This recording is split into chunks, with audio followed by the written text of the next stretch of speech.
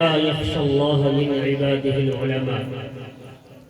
وقال يا أيها الذين آمنوا اتقوا الله وكونوا مع الصادقين.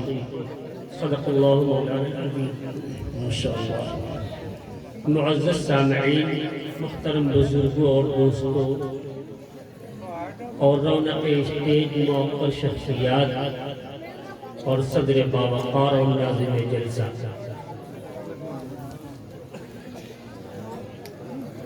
انسان کو جو چیز عمل پہ کھڑا کرتی ہے اور برائیوں سے روکتی ہے وہ کسی بھی چیز کا ڈر ہوا کرتا ہے. بہت سارے وہ کام جو آدمی نہ کرنا چاہے لیکن ڈر میں کر لیا. ڈر ایک بڑی عجیب چیز ہوتی ہے، اور جب تک ڈر پیدا نہ ہو تب تک آدمی کچھ نہ کر سکتا ہے اور نہ کسی چیز سے اگر منع کیا گیا ہے تو باز رہ سکتا ہے. تھوڑی دیر کے لیے مان لو ایک آدمی جو بیچارہ زکوٰۃ نہیں ادا کرتا اور زکوٰۃ میں رقم کتنی دینی پڑتی ہے؟ صرف 2.5% مال کا 40واں حصہ. لیکن یہ 2.5% جو زکوٰۃ نہیں دے سکتا ہے، راستے میں وہ کہیں 2.5 لاکھ لے کے آ رہا ہو اور کوئی رہزن مل جائے اور تمنچا سینے پہ رکھ دے، کیا جو 2.5% جس کے لیے بوجھ تھا کیا اس کے لیے 2.5 لاکھ روپیہ دینا بوجھ ہو؟ تو 2.5% نہیں دے پا رہا تھا، وہ 2.5 لاکھ دے کے چلا آیا. 2.5 لاکھ دینے تو اسے کس چیز میں مجبور کر دیا؟ ڈر تھا. تو جب تک ڈر نہیں پیدا ہوتا ہے تب تک انسان نہ برائیوں سے رکتا ہے نہ کسی عمل پہ کھڑا ہوتا ہے. اللہ نے اسی کو فرمایا اللہ کا خوف تمہارے دل میں ہونا چاہیے. یہ خوف پیدا کیسے ہوگا؟ اللہ کا ڈر پیدا کیسے ہوگا؟ اللہ کی خشیت دلوں میں آئے گی کیسے؟ یہ بالکل اصول مسلم ہے کہ کسی بھی چیز کا ڈر یا کسی بھی چیز کی عظمت اس وقت تک کسی کے دل میں موجود نہیں ہو سکتی ہے جب تک کہ اس کی حقیقت وہ جان نہ لے. اس کو بھی آپ بڑی آسانی سمجھ سکتے ہیں. نہ جانے کہ ڈر پیدا نہیں ہوتا. 1 سال بھر کا بچہ ہو، اس کے لیے آگ کا انگارہ اور گلاب کا پھول دونوں یکساں اور برابر نظر آئے. کیوں؟ اس لیے کہ نہ تو وہ گلاب کے مہکتے ہوئے کمال اور خوبی سے واقف ہے اور نہ تو دہکتی ہوئی آگ کے انگارے کی اذیت اور اس اذیت رسانی سے واقف ہے. تو 2 سال کے بچے کو 1 سال کے بچے کو گلاب کا پھول دیا جائے اسے بھی ہاتھ میں لے لے گا. آگ کا انگارہ دیا جائے وہ بھی اٹھا کے سینے سے لگا سکتا ہے. کیوں؟ اس لیے کہ وہ جانتا ہی نہیں کہ گلاب کا پھول سینے سے لگانے کے قابل ہے اور آگ کا انگارہ آگ کے انگارے سے دور رہنے کی ضرورت ہے. آگ کا انگارہ بھی اٹھا لے گا ہاتھ میں، تکلیف جو ہوگی بات کی بات ہے، لیکن اسے کوئی ڈر نہیں ہوگا آگ چھونے میں. کیوں؟ اس لیے کہ وہ جانتا نہیں کہ آگ کیا ہے. یا اس کے علاوہ آپ کسی جنگل میں پہنچ جائیں، کہیں صحرا میں آپ گزر رہے ہو، بیابان میں گزر رہے ہو اور راستہ باریک ہو، سناٹا ایک چھایا ہوا ہو، آپ اس علاقے سے واقف نہیں ہیں. درمیان میں جب آپ پہنچے تو اسی علاقے کا کوئی آدمی آپ کو مل گیا جس نے آپ کو بتا دیا کہ میاں کون سے راستے پہ جا رہے ہو، جنگل کا راستہ بڑا خطرناک ہے، اسی راستے پہ تو شیر رہتا ہے. آپ تقریباً آدھا جنگل پار کر چکے ہیں، اب تک آپ کو کوئی ڈر نہیں تھا، کوئی خوف نہیں تھا، آپ نڈر ہو کے گزر رہے تھے اور درمیان میں جب کسی نے بتا دیا کہ راستے پہ میاں شیر بھی ہے، بتائیے آپ کو اس وقت کیا گزرے؟ وہ آدھا راستہ آپ آسانی سے پار کر سکیں گے؟ کیوں نہیں؟ ابھی تک ڈر نہیں تھا جس جنگل میں گزرنے کا، یکایک ڈر کیسے پیدا ہو گیا؟ اچانک آپ دہشت میں کیسے آ گئے؟ اچانک آپ پر خوف طاری کیسے ہو گیا؟ کیسے آپ کے جسم پر لرزہ طاری ہو گیا؟ کیوں؟ اب تک آپ بالکل نڈر تھے اور اب اچانک کیسے ڈر پیدا ہوا؟ اس لیے کہ اب تک آپ جانتے نہیں تھے جس میں شیر ہے، جان لیا تو ڈر پیدا ہوا. تو ڈر پیدا ہوتا ہے کسی کا بھی جاننے کے بعد. اسی لیے اللہ نے کیا فرمایا؟ انما یخشی اللہ من عبادہ العلماء. اللہ سے وہ لوگ ڈرتے ہیں جو اللہ کو جانتے ہیں. تو جو اللہ کو جانتے ہیں ان کے دلوں میں اللہ کی خشیت ہے، جو اللہ سے واقف ہے، جن کے دل اللہ کی معرفت سے آشنا ہے، ان دلوں میں اللہ کا خوف ہے، اور جن دلوں میں اللہ کی معرفت نہیں انہیں اللہ کا خوف نہیں۔ علماء سے آپ یہ نہ سمجھ لینا کہ ہم مراد ہیں کہ جو کسی مدرسے میں جا کر کے آمد نامہ سے لے کر کے بخاری تک باضابطہ تعلیم حاصل کر کے کسی مدرسے کی سند حاصل کرنے والا وہ عالم مراد ہے۔ تو اللہ نے فرمایا انما یخشی اللہ من عباده العلماء، کہ اللہ سے ڈرنے والے علماء ہیں۔ علماء سے مراد قطعاً یہ نہیں ہے کہ جو باقاعدہ سند یافتہ عالم ہو وہ عالم ہے، بلکہ مراد ہے اللہ کو جاننے والا، اور یہ بغیر پڑھے بھی حاصل ہو سکتا ہے۔ بعض وہ ہیں کہ اگر اللہ اپنی معرفت ادا کرنے پہ آتا ہے تو کتابیں بخاری پڑھے بغیر اللہ اپنی معرفت ادا فرما دیتا ہے، اور بعض وہ بھی ہیں کہ پڑھ لکھنے کے باوجود بھی اللہ کی معرفت سے ان کے قلوب آشنا نہیں ہے۔ تو مراد علماء سے یہاں وہ نہیں ہے جو باقاعدہ سند یافتہ ہو، بلکہ مفسرین نے لکھا علماء سے مراد یہاں اللہ کو جاننے والے ہیں۔ ایک کم علم بھی جان سکتا ہے، اور ایسا بھی ہو سکتا ہے کہ بہت زیادہ پڑھنے والے کو کتابیں تو ڈھیر ساری یاد ہو لیکن اللہ کی معرفت حاصل نہ ہو، بہت۔ تو اس لیے جو اللہ کو جانے گا وہ اللہ سے ڈرے گا، اگر اللہ کو جانے گا نہیں تو اللہ کا خوف پیدا نہیں ہوگا۔ اس لیے ضرورت اس بات کی ہے کہ اللہ کا خوف ہمارے دلوں میں ہو، جو ہم کو برائیوں سے روک سکتا ہے۔ اللہ کا خوف ہمارے دل میں ہو جو اچھائیوں پر ہمیں آمادہ کر سکتا ہے، اور اس خوف کو پیدا کرنے کے لیے ضروری ہے کہ ہم اللہ کو جانیں۔ لیکن اللہ کو ہم جانیں گے کیسے؟ اللہ کی معرفت ہمیں حاصل کیسے ہو؟ تو بالکل ظاہر سی بات ہے، اگر ہمیں خریداری کپڑے کی کرنی ہے تو کپڑے کی مارکیٹ میں کپڑا ملے گا، کپڑے کی دکان میں کپڑا ملے گا، کرانے کی دکان پر نہیں ملے گا۔ یا اگر گھر سے کوئی کرانے کا سامان خریدتا ہے تو کرانے کی دکان پر وہ سامان ملے گا، ہمیں کپڑے کی دکان سے دستیاب نہیں ہو سکتا، ہمیں حاصل نہیں ہو سکتا ہے۔ تو اگر ہمیں چاہیے اللہ کی معرفت، اگر چاہیے ہمیں اللہ، اگر ہم چاہتے ہیں اللہ سے واقف ہونا، اگر ہم چاہتے ہیں اللہ کی ذات کو پہچاننا، تو ہمیں ان لوگوں کے قدموں میں اپنے گھٹنے ٹیکنے پڑیں گے جو اللہ کو پہچان چکے ہیں، جو اللہ کو جان چکے ہیں، جو عارف باللہ ہے، جو عالم باللہ ہے۔ یہ ہمیں اللہ کی معرفت انہی جگہوں سے ملے گی۔ اللہ کو پہچانیں گے ہم وہاں جا کر کے، ہماری تقدیریں وہاں سے بدلیں گے، انقلابات وہاں آئیں گے۔ اور ظاہر سی بات ہے جیسا جتنا بڑا کوئی عارف ہوگا اس کے پاس جا کر کے ویسی معرفت ہے اللہ کے حساب۔ قرآن جو اللہ کے نبی لے کر کے آئے، صحابہ نے قرآن تو وہی پڑھا تھا جو آج ہم پڑھ رہے ہیں۔ آج کل ہمارے بعد بھی آنے والی نسل اس کے لیے بھی کتاب ہدایت قرآن ہی ہوگی، لیکن صحابہ نے وہی قرآن پڑھا، لیکن ان کا مربی کون تھا؟ صحبت کس کی ملی تھی؟ معیت کس کی نصیب ہوئی تھی؟ ایسے مربی کی، ایسے استاذ کی، ایسے معلم کی کہ جس کی درسگاہ کا ایک طالب علم بھی ناقص نہیں ہوتا، سارے کے سارے جس درسگاہ کے تلامذہ اور وہاں کی صحبت یافتہ باکمال ہوتے ہیں، ایسا مربی انہیں ملا تھا۔ لہذا نتیجہ کیا نکلا؟ ان کی زندگیوں میں ایسا انقلاب آیا جو خود مردہ دل تھے وہ صرف زندہ ہی نہیں بلکہ پوری دنیا کے لیے مسیحا بن کر کے میدان میں آ گئے۔ کیوں؟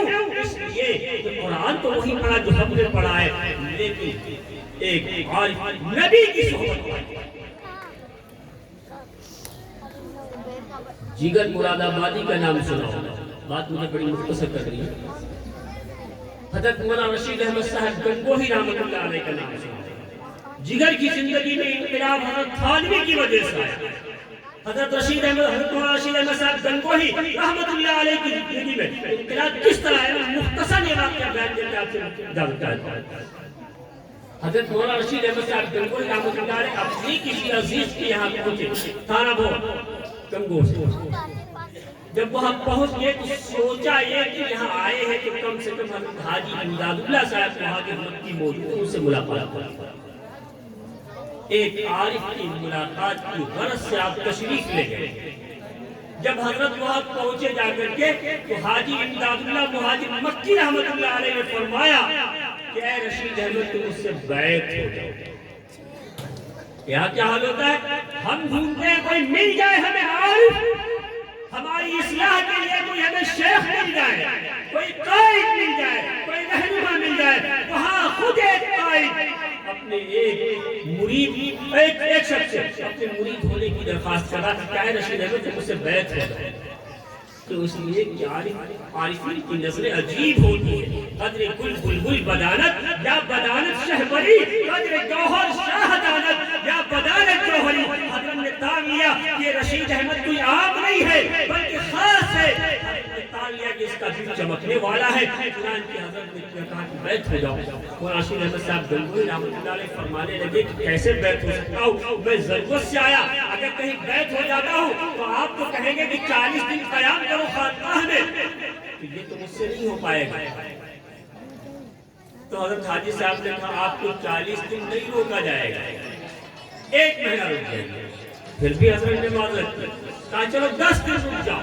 ہوتے کرتے حضرت مولانا رشید احمد صاحب گنگوئی اس شرط میں بیعت ہوئے کہ 3 دن ہم آپ کی خانقاہ میں وقت دے سکتے ہیں۔ چنانچہ بیعت ہو گئے اور شرط لگا دی کہ تہجد کے وقت یا اذکار کی جب مجلسیں لگے تو آپ ہمیں بیدار نہیں کریں۔ حضرت نے ساری شرطیں قبول کر لی اور منظور کرنے کے بعد بیعت کر لی اور بستر بھی عام مریدین سے الگ لگوا دیا تاکہ رات میں جب ذکر وغیرہ کی مجلسیں لگے تو مولانا رشید احمد صاحب گنگوہی کو کوئی اذیت نہ ہو اور ان کی نیند میں کوئی خلل واقع نہ ہو۔ چنانچہ جب سو گئے، سونے کے بعد جب لوگ اٹھے خانقاہ میں، تہجد پڑھی، تہجد کے بعد ذکر و اذکار میں لگے، حضرت مولانا رشید احمد صاحب سے بھی نہیں رہا گیا کہ غیرت آئی کہ سارے کے سارے لوگ ذکر و اذکار میں لگ چکے ہیں اور میں پڑا ہوا ہوں۔ حضرت بھی اٹھے اور وضو کیا، وضو کرنے کے بعد مجلس میں تشریف لے آئے۔ دوسرا دن ہوا، اس سے پہلے آ گئے۔ تیسرا دن ہوا، 3 دن گزرنے کے بعد مولانا رشید احمد صاحب گنگوئی حضرت حاجی صاحب کے پاس پہنچے، کہا حضرت ہم چاہتے ہیں کہ ہمیں 10 دن کی اجازت مل جائے رکنے کی۔ تو حضرت نے کہا 3 دن کے لیے خانقاہ میں آج کے لیے انتظام کیا گیا تھا، اس سے زیادہ کی گنجائش نہیں۔ تو اب حضرت منع فرما رہے ہیں کہ اب نہیں روک سکتے ہیں۔ مولانا رشید احمد صاحب گنگوئی کہہ رہے حضرت 10 دن کی اجازت مل جائے۔ ہوتے کرتے بہرحال ہم نے منظور کر لیا اور 10 دن کی اجازت مل گئی۔ 10 دن پورے ہوئے، 20 دن کی اجازت مانگی، دھیرے دھیرے 1 مہینہ حضرت مولانا رشید احمد صاحب گنگوئی نے خانقاہ میں گزارا۔ 1 مہینے کے بعد جب حضرت نے واپسی کی تو حضرت حاجی امداد اللہ صاحب مہاجر مکی رحمت اللہ علیہ خلافت دے کر کے حضرت کو روانہ کیا۔ خلافت دے کر کے آ گئے۔ کچھ دن کے بعد شیخ کا خط خود اپنے مرید کے پاس آتا، حاجی صاحب کا خط حضرت مولانا رشید احمد صاحب گنگوہی رحمۃ اللہ علیہ کے پاس آتا ہے اور فرماتے خط میں لکھتے ہیں کہ سارے مریدین تو اپنے حالات سے باخبر کرتے رہتے ہیں، آگاہ کرتے رہتے ہیں، لیکن آپ کا کوئی خط نہیں آتا۔ آپ نے اب تک اپنے حالات نہیں بتائے کہ مجھ سے تعلق قائم ہونے کے بعد آپ کی زندگی میں کوئی بدلاؤ آیا بھی نہیں۔ حضرت مولانا رشید احمد صاحب گنگوہی رحمۃ اللہ علیہ خط کا جواب لکھتے ہیں کہ حضرت کوئی خاص تغیر اگرچہ مجھے محسوس نہیں ہوا، لیکن 3 چیزیں اپنے اندر میں محسوس کر رہا ہوں کہ ان میں تبدیلی آئی۔ 3 کمالات مجھے نظر آ رہے ہیں جو پیدا ہو گئے۔ وہ 3 خوبیاں اور کمالات کون ہیں؟ حضرت نے فرمایا پہلی چیز تو یہ ہے کہ اب میرے نزدیک میرا تعریف کرنے والا اور میری مذمت کرنے والا دونوں مجھے یکساں نظر آتے ہیں۔ تعریف کرنے والے کی تعریف سے میرے دل میں خوشی پیدا نہیں ہوتی اور مجھے کوسنے والے سے، برا کہنے والے سے مجھے کوئی تکلیف نہیں۔ اور دوسری تبدیلی یہ پیدا ہوئی ہے کہ قرآن و حدیث میں کہیں بھی کسی حدیث اور دوسری حدیث سے مجھے تعارض محسوس نہیں ہوئی۔ بظاہر جو روایتیں عموماً کم علمی کی بنا پر متعارف نظر آتی ہیں، حضرت نے فرمایا مجھے پورے ذخیرے حدیث میں کہیں بھی 2 حدیثوں کے درمیان تعارض محسوس نہیں ہوئی۔ اور تیسری تبدیلی یہ آئی ہے کہ میں جب میرے نزدیک افعال شرعیہ افعال طبعیہ بن گئے ہیں، شرعیت طبیعت بن گئی ہے، اور طبعی ضرورتیں پوری کرنے میں کسی بھی انسان کو کوئی مشقت نہیں ہوا کرتی ہے، بلکہ طبعی ضرورتیں پوری کرنے کے بعد سکون ملتا ہے، نہ پوری کرو تو بے چینی۔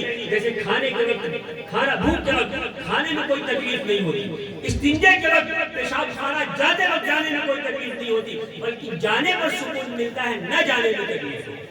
بھوک لگے تو کھانے میں مشقت نہیں ہوتی ہے، بلکہ کھانے کے بعد سکون ملتا ہے۔ تو ایسے ہی میرے نزدیک شریعت بن گئی ہے کہ اگر کوئی شرعی تقاضا آ جائے تو جب تک وہ پورا نہ ہو اطمینان رہتی ہے، اطمینان اس کے انجام دہی کے بعد۔ تو یہ تین کمالات پیدا ہوئے عارف کی صحبت ملنے کے بعد۔ یہ تین کمالات کوئی معمولی نہیں ہے، یہ ایسے تینوں کمالات ہیں جس پر دنیا اور آخرت کی کامیابی ہو۔ کیسے تین کمالات؟ حضرت نے فرمایا میرا تعریف کرنے والا برائی کرنے والا مجھے یکساں نظر آتا ہے، قرآن و حدیث میں کہیں مجھے تعارض نظر نہیں آتا۔ میں نے دیکھ شریعت طبیعت بن گئی ہے، تو شریعت کا طبیعت بن جانا گویا کہ ایک کمال علم کی دلیل ہے کہ حضرت کے علم میں کوئی نقص نہیں بلکہ علم کامل ہے۔ تو یہ کمال علم، کیونکہ جب علم ناقص ہوتا ہے تو تعارض نظر آتا ہے، جب علم میں کمال پیدا ہو جاتا ہے تو تعارض ختم ہو جایا کرتا ہے۔ اگر کہیں حدیثیں ہمیں متعارض نظر آ رہی ہیں تو حدیثوں میں تعارض نہیں ہے بلکہ ہمارے نقص علم کی وجہ سے۔ اور حضرت فرمانے مجھے تعارض نظر نہیں آیا تو گویا کہ علم میں کمال پیدا ہو جاتا ہے۔ حضرت نے فرمایا کہ شریعت طبیعت بن گئی ہے، تو شریعت کا طبیعت بن جانا حضرت یہ فرمانا چاہ رہے تھے کہ گویا کہ علم کے ساتھ ساتھ عمل میں بھی کمال پیدا ہو گیا ہے، کیونکہ یہ عمل کی انتہا ہے، عمل کا یہ منتہا ہے۔ کیوں؟ شریعت کو آدمی ایسا اپنا اوڑھنا بچھونا بنا لے کہ اس کے کیے بغیر آدمی بے قرار ہو جائے، یہ کمال علم کی دلیل ہوا کرتا ہے۔ تو کمال علم بھی پیدا ہوا، کمال عمل بھی پیدا ہوا، اور تعریف کرنے والا اور میری مذمت کرنے والا مجھے دونوں یکساں نظر آتے ہیں۔ اس کا کیا مطلب ہے؟ اس کا مطلب کمال اخلاص۔ کیوں؟ اس لیے کہ جب آدمی مخلص ہوتا ہے تو کسی بھی گالی دینے والے کی گالی سے اذیت نہیں ہوتی، کسی بھی تعریف کرنے والے کی تعریف سے خوشی نہیں ہوتی۔ تو یہ کمال اخلاص ہے۔ گویا کہ ایک عارف، ایک صاحب دل، ایک اللہ والے کی صحبت اختیار کرنے کے بعد کمال علم پیدا ہوا، کمال عمل پیدا ہوا، کمال اخلاص پیدا ہوا۔ اب بتائیے اپنی دنیا اور آخرت بنانے کے لیے کیا ان تین چیزوں کے علاوہ کوئی اور چوتھی چیز بھی رکھا؟ علمی کمال مل جائے، عمل میں کمال پیدا ہو جائے، اخلاص میں کمال پیدا ہو جائے، اب ضرورت کس اور کس بات؟ تو یہ انقلابات میں ہیں، ایسی معرفت نصیب ہوتی ہے جب اللہ والوں کی معیت اور ان کی صحبت ملتی ہے۔ اسی کو تو اللہ نے فرمایا یا ایھا الذین آمنوا اتقوا اللہ، اے ایمان والو اللہ سے ڈرو، ڈر اپنے دلوں میں اللہ کا پیدا کرو۔ اس کے بعد کیا فرمایا؟ ڈر بغیر معرفت کے حاصل نہیں ہو سکتا، لہذا عارفین کی صحبت بھی اختیار کرو، وکونوا مع الصادقین۔ اگر چاہتے ہو کہ خوف پیدا ہو جائے تو خوف ایسے پیدا نہیں ہوگا جب تک اللہ کو جانیں گے نہیں، اور جانیں گے کب؟ کونوا مع الصادقین۔ اگر اللہ کو پہچاننا چاہتے ہو تو عارفین کے سامنے جاؤ، گھٹنے ٹیکو جا کر کے، وہاں سے تمہیں اللہ کی معرفت ملے گی، وہاں سے تمہیں اللہ کی ذات کی، اللہ کی حقیقت سے واقفیت ملے گی، وہاں سے تم اللہ کی ذات سے آشنا ہو سکتے ہو۔ عارفین کی صحبت کے بغیر نہیں، اہل علم کی صحبت کے بغیر نہیں، علماء کے پاس جائے بغیر آپ عالم نہیں ہو سکتے ہیں، اللہ کو جاننے والے نہیں ہو سکتے، اور اللہ کو جانے بغیر اللہ کا خوف پیدا نہیں ہوگا، اور جب سے خوف پیدا نہیں ہوگا ہماری زندگی میں انقلاب نہیں آ سکتا ہے۔ اگر زندگی میں انقلاب لانا چاہتے ہیں، اپنی زندگیاں بدلنا چاہتے ہیں، اور اپنے آپ کو چاہتے ہیں کہ اچھائیوں پہ کھڑے ہو کر کے برائیوں سے قائم ہو جائیں، اللہ اللہ کے ڈر کے سوا کوئی چیز نہیں ہے، لہذا اللہ کا ڈر دلوں میں پیدا کرنا ہے، اس کے لیے اللہ کو جاننا ہے، اور جاننے کے لیے اللہ کو جو لوگ جانتے ہیں ان کے جوتے بھی ہمیں سیدھے کرنے پڑیں گے، اس کے بغیر ممکن نہیں ہے۔ دعا کیجیے کہ اللہ ہم سب کو عالم باللہ اور عارفین کی صحبت اور میت میں رہ کر کے اپنی زندگی جینا نصیب فرما دے۔ وآخر دعوانا الحمدللہ رب العالمین۔